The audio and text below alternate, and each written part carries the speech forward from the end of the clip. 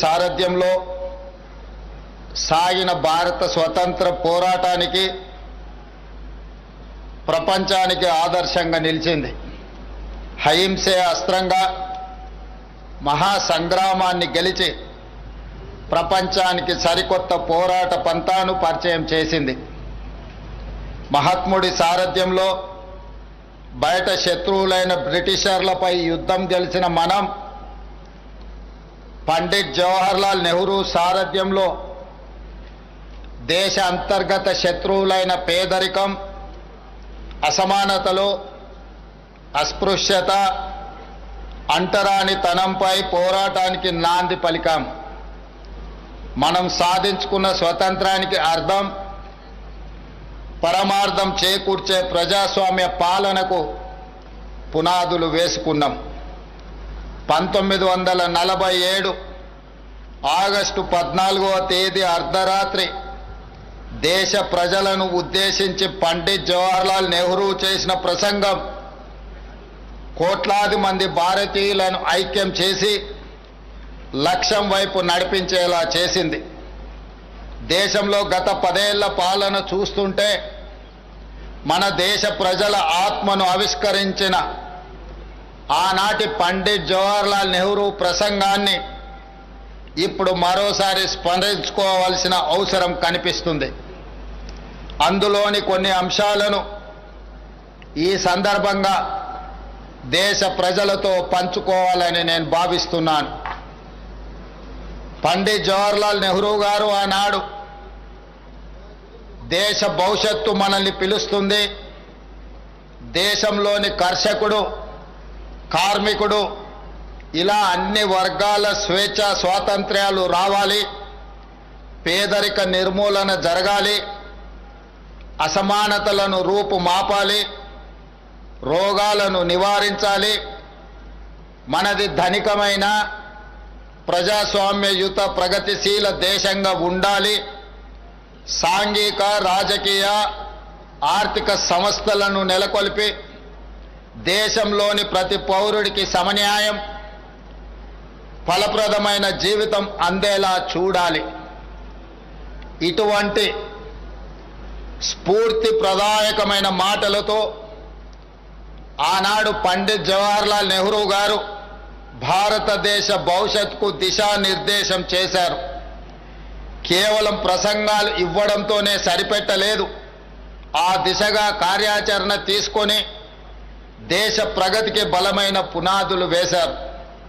దృఢమైన ప్రజాస్వామ్య, లౌకిక, సామ్యవాద, గణతంత్ర దేశంగా భారత్ను నిలబెట్టడంలో గొప్ప రాచనీతిజ్ఞత ప్రదర్శించారు. పంచవర్ష ప్రణాళికల ద్వారా వ్యవసాయ, పారిశ్రామిక, వైజ్ఞానిక, సాంకేతిక రంగాల్లో దేశాన్ని తిరుగులేని శక్తిగా తీర్చిదిద్దారు. ఆనాటి స్ఫూర్తిని, ఆ మానీయుల వారసత్వాన్ని కొనసాగిస్తూ తెలంగాణ రాష్ట్రాన్ని ప్రపంచంలోనే అగ్రభాగాన నిలబెట్టే లక్ష్యంతో ఈనాడు మేము పరిపాలన కొనసాగిస్తున్నాం. స్వతంత్రం సిద్ధించే సమయానికి దేశం అల్లకల్లోల పరిస్థితుల్లో ఉంది. శూన్యం నుండి మన ప్రయాణం మొదలైంది. ఉన్నత శిఖరాలే లక్ష్యంగా పెట్టుకొని మన పెద్దలు ఈ దేశాన్ని ముందుకు నడిపించారు. ఈరోజు మనం చూస్తున్న ఆధునిక భారతం 5 ఏళ్లలోనో 10 ఏళ్లలోనో సాధించిన విజయం కాదు.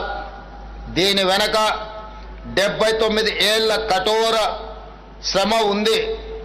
ఎంతో గొప్ప నాయకత్వం, నాయకుల త్యాగం, చెమట, రక్తం ఉంది. ఈ సుదీర్ఘ ప్రస్థానం తర్వాతే నేడు మనం ప్రపంచంలో 3వ అతిపెద్ద ఆర్థిక వ్యవస్థగా అవతరించబోతున్నాం. ఈ విజయ ప్రస్థానంలో భాగస్వాములైన ప్రతి ఒక్కరికి మనం ఎంతో రుణపడి ఉంటాం.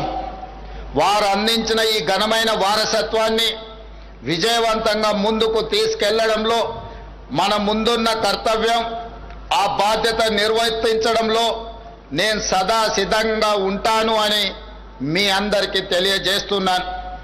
ఆ స్ఫూర్తితోనే తెలంగాణ ప్రజా ప్రభుత్వం ప్రజా సేవను కొనసాగిస్తుంది.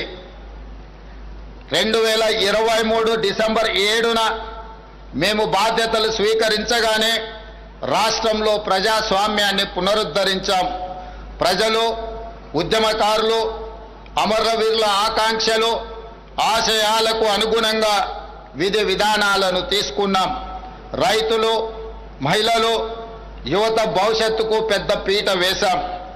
సామాజిక తెలంగాణ ఆవిష్కరణకు చారిత్రాత్మకమైన నిర్ణయాలు తీసుకున్నాం. కుల గణనతో బలహీన వర్గాల 100 ఏళ్ల కలను నిజం చేశాం. ఎస్సీ వర్గీకరణతో దశాబ్దాల నిరీక్షణకు తెరదించాం. ఇవి గొప్ప నిర్ణయాలే కాదు, అత్యంత సాహసోపేత నిర్ణయాలని మీ అందరికీ తెలియజేయడానికి సంతోషిస్తున్నాను. ఒకవైపు ప్రపంచ నగరాలతో పోటీపడే లక్ష్యాలను నిర్దేశించుకొని, మరోవైపు పేదల ఆకాంక్షలు తీర్చే సంక్షేమ ఫలాలు అందిస్తూ ద్విముఖ విధానంతో మా ప్రభుత్వం పాలన కొనసాగిస్తుంది. మా ఆలోచనలలో స్పష్టత ఉంది, అమలులో పారదర్శకత ఉంది.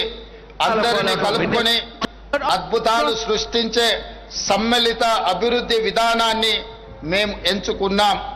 పాలనలో పారదర్శకత, అభివృద్ధిలో ఆధునికత, సంక్షేమంలో సరికొత్త చరిత్రను రాస్తూ తెలంగాణను 20 నెలల కాలంలోనే దేశానికి రోల్ మోడల్గా నిలబెట్టాం. సంక్షేమానికి కేర్ ఆఫ్ కాంగ్రెస్ పరిపాలన, దీనికి చరిత్రే సాక్ష్యం.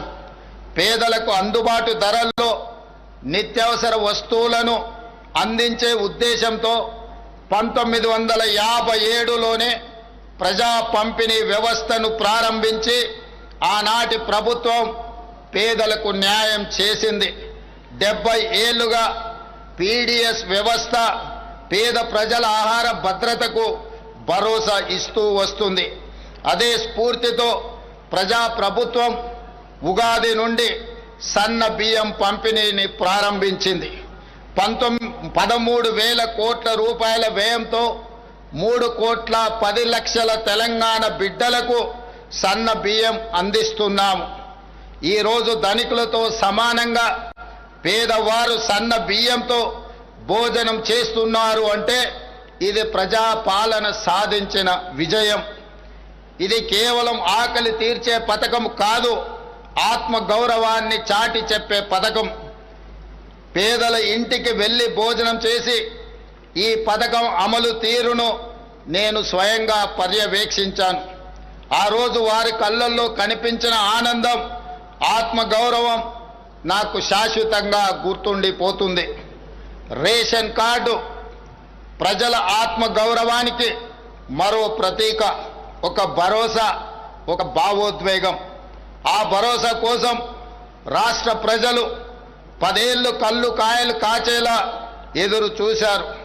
ప్రజా ప్రభుత్వం వచ్చాకే ఆ ఎదురు చూపులకు శాశ్వత పరిష్కారము చూపించడం జరిగింది.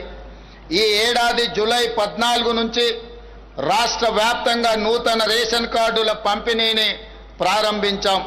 10 ఏళ్ల తర్వాత చేతిలో రేషన్ కార్డుతో రేషన్ షాపుల ముందు సందడి కనిపిస్తుంది. పాడుబడి మూతబడిన రేషన్ షాపుల తలుపులు మళ్ళీ తెరుచుకున్నాయి. పేదవాడి ఆశలు, ఆకలి తీర్చే భరోసా కేంద్రంగా నేడు గ్రామాల్లో రేషన్ షాపులు పూర్వ వైభవాన్ని సంతరించుకున్నాయి. ఇది మేము తెచ్చిన ప్రజా పాలనలో మార్పు. మిత్రులారా, తెలంగాణ రైతుకు 2022 మే 6న వరంగల్ వేదికగా మేము మాట ఇచ్చాం. అధికారంలోకి వచ్చి 2 లక్షల రూపాయల రైతు రుణమాఫీ చేసి రైతుల రుణము తీర్చుకొని శాశ్వతంగా వారిని రుణ విముక్తి చేస్తాము అని ఆనాడు తెలంగాణ రైతాంగానికి మేము మాట ఇవ్వడం జరిగింది. విశ్వసనీయతే మా సిద్ధాంతం మాకు ఊపిరి. గత ఏడాది ఆగస్టు 15న రైతు రుణమాఫీకి శ్రీకారం చుట్టాం. రాష్ట్రంలో ఉన్న 25,35,000 మంది రైతులకు 20,617 కోట్ల రూపాయలు ఏక మొత్తంగా 2 లక్షల రూపాయల రుణమాఫీ చేసి శాశ్వతంగా రుణ విముక్తుల్ని చేయడమే కాదు, ఈ దేశ ప్రజలకు 15 ఆగస్టు నాడు ఏ విధంగా స్వతంత్రం సిద్ధించిందో తెలంగాణ రైతాంగానికి కూడా రైతు నుంచి విముక్తి కలిగించి స్వేచ్ఛ వాయువులను ఈనాడు ప్రజాపాలన రైతులకు అందుబాటులోకి తీసుకొచ్చింది. ఈ విధంగా ఆనాడు వరంగల్లో ఇచ్చిన మాటను తెలంగాణ ప్రజా ప్రభుత్వం వారి రుణం తీర్చుకొని ఈనాడు రైతులు తల ఎత్తుకొని గర్వంగా తెలంగాణ రాష్ట్రంలో తిరగగలుగుతున్నారు.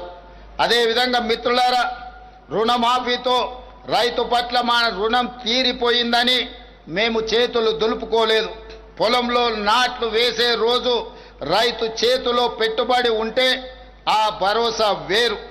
అన్నం పెట్టే రైతు అప్పుల కోసం ఎవరి దగ్గర చేయి చాపకూడదన్న ఆలోచనతో ఇందిరమ్మ రైతు భరోసా పథకం కింద ఆనాడు ఎకరాకు ప్రతి సంవత్సరం 12,000 పెట్టుబడి సాయం ప్రకటించాం. పరిమితులు లేకుండా ప్రతి రైతుకు ఈ పథకం కింద సాయం అందించాం. జూన్ 16న ప్రారంభించి కేవలం